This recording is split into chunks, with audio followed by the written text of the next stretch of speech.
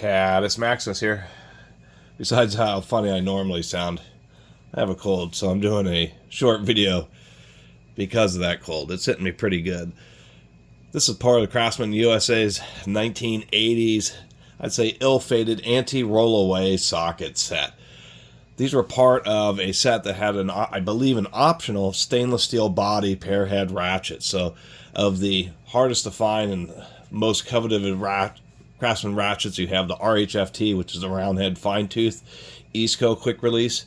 You have the general Eastco ratchets that, especially like the long handle ones, those are pretty coveted. And then there are the stainless steel bodied ratchets, which came with these anti-roll-away sockets. I had no idea about them. They have this plastic collar on the sockets. And then I just read here, there it is, Craftsman USA. And even patent pending. We even have a part number that's 11 millimeters of 42573.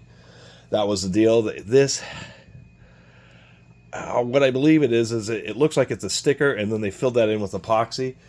Even not a lot of posts online, although on Garage Journal I did find one thread about these, and of course one of the complaints is those little plastic collars end up falling off.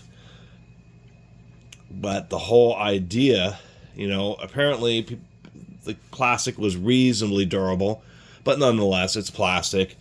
When you drop the tools, it cracks and falls away. And one post actually said that there's still markings on the socket under this. So I'll peel this off and we'll take a look.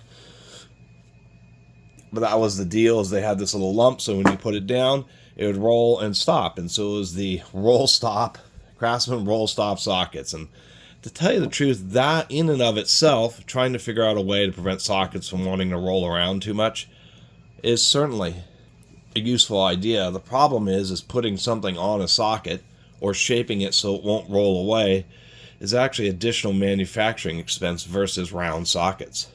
Most people don't know, but even big sockets actually, either comes in, giant sockets come in bar stock. Sockets this size are actually come in big wire spools. Super heavy duty, like 5-ton wire spools,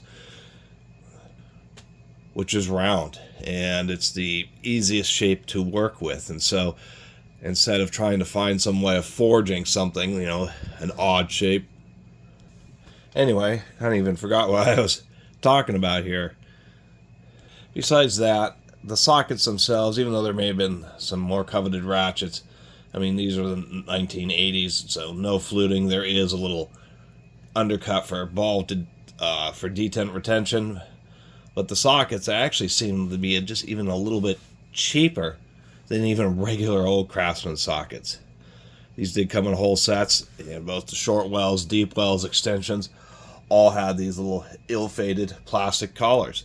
I will admit, when they're in okay condition, those numbers are pretty easy to read. Bright numbers on a dark background. But I do kind of want to take a look, and so let's see if I can't just twist this thing off with my hand. Well, it's definitely glued on there halfway decent.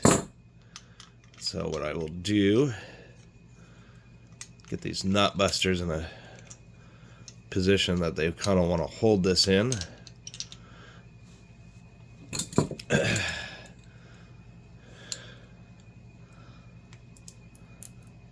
There we go. And there it is now loose.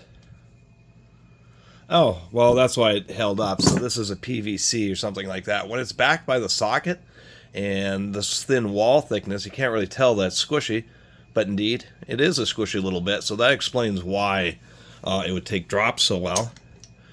And people weren't lying. It indeed is roll stamped underneath that. So if it does, this roll stamping seems pretty darn low down on the socket. I don't think this is normally where the Craftsman roll stamping is. I think it's a little bit higher up. So they may have done that.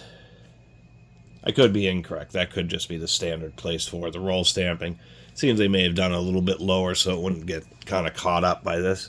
And it just has a little bit of glue that was actually pretty good. You can see where the glue stuck and even removed some of the material. So at least you weren't totally hosed if these little loops fell off.